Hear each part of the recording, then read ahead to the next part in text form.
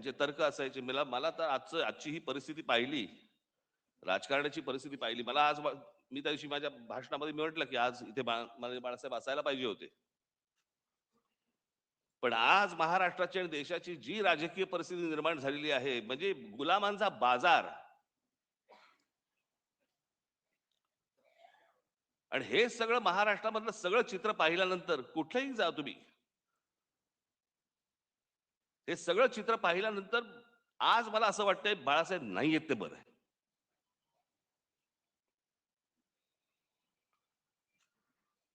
तो माणूस किती व्यथित झाला असता,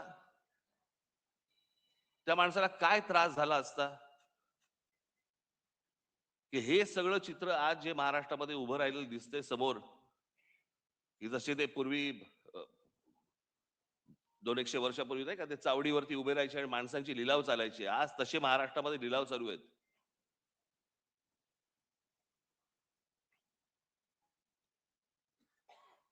आज अनेक ठिकाणी तुमच्या बाहेरच्या सगळ्या जिल्ह्यांमध्ये कल्याण डोंबिवली असेल, इतर ठिकाणी माझं उद्धव ठाकरे आणि माझं संजय राऊतांशी बोलणं झालं. शिसारी आली, शिसारी.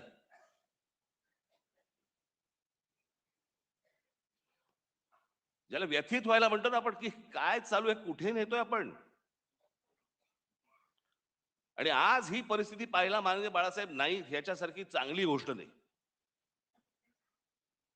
की तो माणूस आज हे सगळं बघायला नाहीये. तो पाहूच शकला नसता हे माणूस, की ज्या गोष्टी शून्यातनं उभ्या केल्या. आज तुम्ही बाहेरच्याही तुम्ही बाकीच्या पक्षांमध्ये बघा,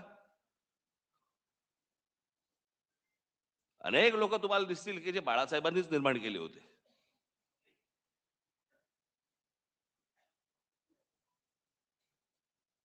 पण ज्या गोष्टी घडत जात आहेत, ज्या गोष्टी घडत गेल्या,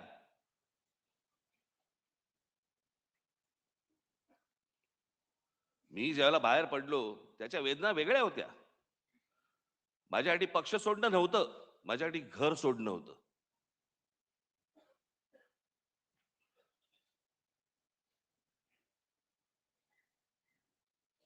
पण त्या सगळ्या गोष्टीला आता एक 20 वर्षाचा काळ निघून गेलाय.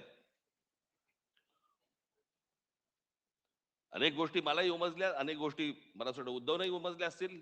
द्या सोडून ते आता.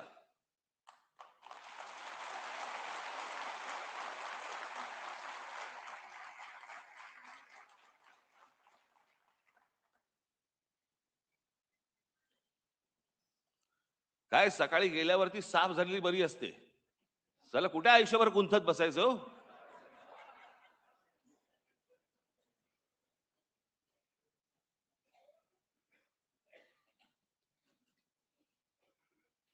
पण मला असं वाटतं की एकदा मी बाळासाहेब ठाकरे, मला एकदा ह्या विषयावर मला व्याख्यानच द्यायला आवडेल. आणि त्या माणसाचे सगळे पैलू मला तुमच्या समोर एकदा मांडायचे. म्हणजे ती जी आपण हत्तीची गोष्ट बोलतो ना, कोणाला शेपूट अशी वाटते, कोणाला कान अशी वाटतात, कोणाला सोंड अशी वाटते. बाळासाहेब ठाकरे तशी व्यक्ती होती. प्रत्येकाला वाटलं की हा माणूस असा आहे, प्रत्येकाला वाटलं हा असा आहे, असा आहे. तो माणूस कसा होता हे जगाला कळलंच नाही.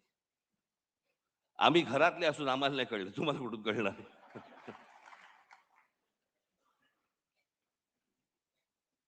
पण ते होतं, ते विलक्षण होतं. आज मी सामनामध्ये मी तर लेख लिहिलाच आहे. पण मी आज सकाळी माझं एक ट्विट केलंय. काही जणांनी ऐकलं असेल, काही जणांनी वाचलं असेल, काही जणांनी नसेल वाचलं. मला असं वाटतं की माझ्या बोलण्याची अ, बोलणं थांबवायच्या अगोदर मी लिहिलेलं ते जे ट्विट आहे, ती मी एकदा तुमच्यासमोर फक्त मला वाचून दाखवायचंय. आणि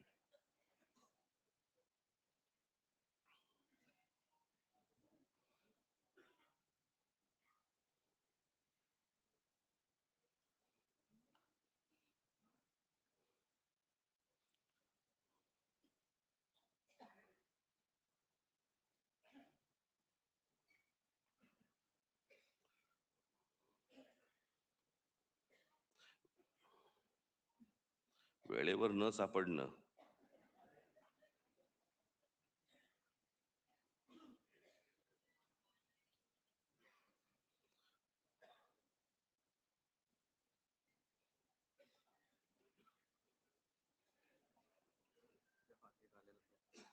हं, हं.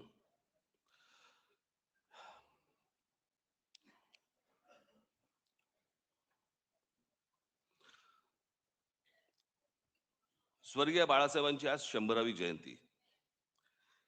इतिहासात जन्मशताब्दी वर्ष अनेकांची साजरी झाली आहेत आणि होतील देखील.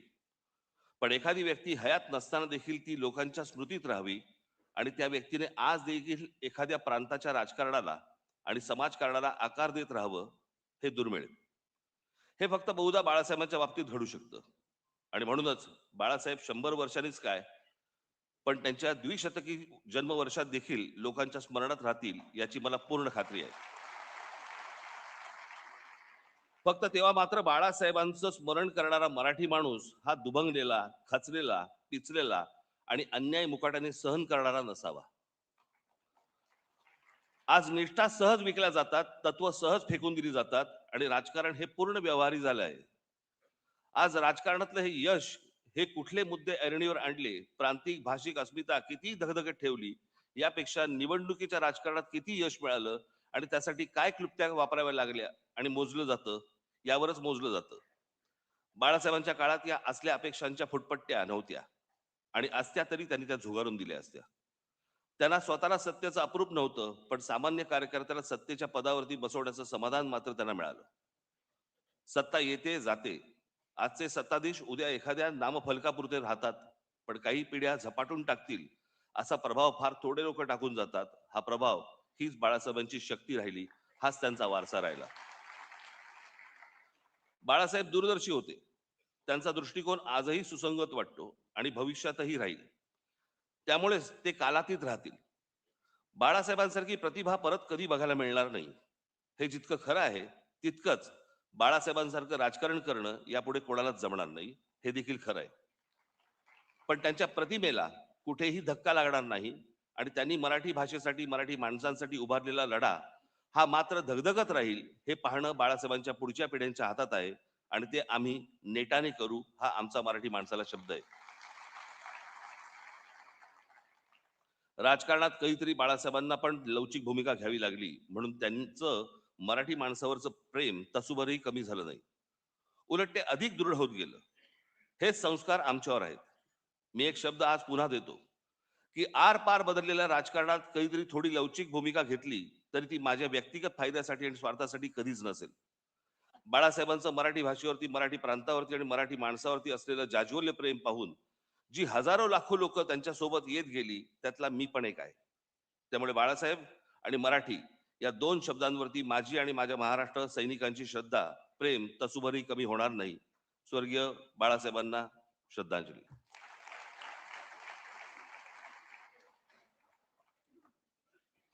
मला एकच छोटासा प्रसंग मला आठवतो, प्रमोद महाजनांनी सांगितलेला.